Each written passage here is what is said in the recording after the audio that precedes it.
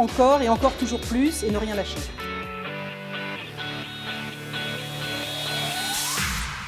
Le sommet de l'inclusion économique 2022, organisé au ministère des Finances par la Fondation Mosaïque sur le thème Agir avec impact, a réuni plus d'une centaine d'entreprises, institutions et associations prêtes à s'engager en faveur de la diversité et de l'inclusion économique. Et 10 000 décideurs se sont mobilisés à cette occasion.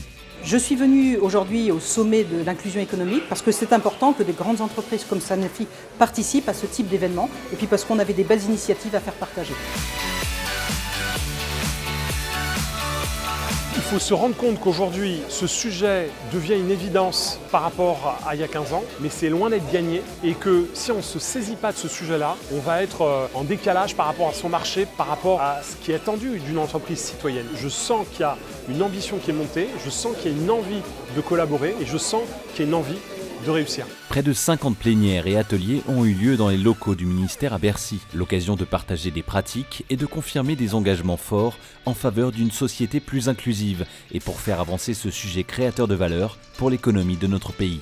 Le gouvernement est totalement mobilisé pour valoriser les talents de notre pays, quelles que soient leurs origines. On croit fortement à un mix entre les réseaux sociaux, mais également la vraie proximité avec notamment les jeunes en matière d'inclusion, des jeunes issus des quartiers prioritaires de la ville par exemple. Autre bonne pratique, c'est également de persévérer, parce qu'on a plus vite fait en matière d'inclusion de faire 2 pas en arrière qu'un pas en avant. Donc c'est de la ténacité et ça s'inscrit beaucoup dans la durée. J'aime les aventures humaines, les histoires humaines, et là je trouve que c'est un carrefour justement qui provoque ça. Le sommet de l'inclusion économique, ce sont également des moments d'échange entre des talents et des entreprises engagées. Pas moins d'une centaine de tables rondes pour découvrir des dizaines de métiers, mais aussi des rencontres d'exception entre des CEO et des alumni de la Fondation Mosaïque. En parallèle, un forum dans les travées de Bercy a permis de nombreux entretiens de recrutement concrets. À titre d'illustration, les entreprises parties prenantes du sommet de l'inclusion économique ont réalisé plus de 50 000 recrutements inclusifs cette année.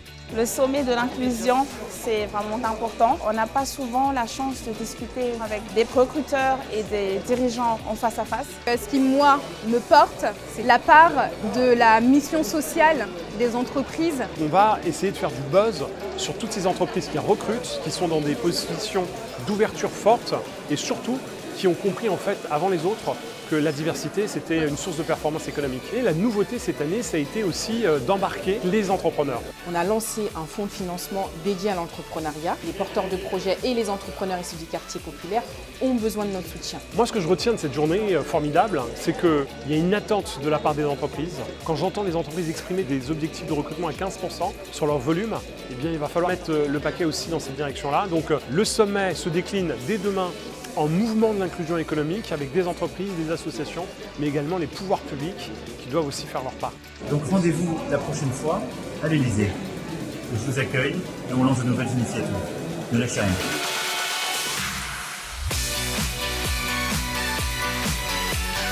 Le sommet de l'inclusion économique permet d'accélérer et avoir de l'impact tout simplement parce que ça permet de prendre des bonnes pratiques, d'échanger avec ses pairs et, j'allais dire, de dupliquer les recettes qui marchent.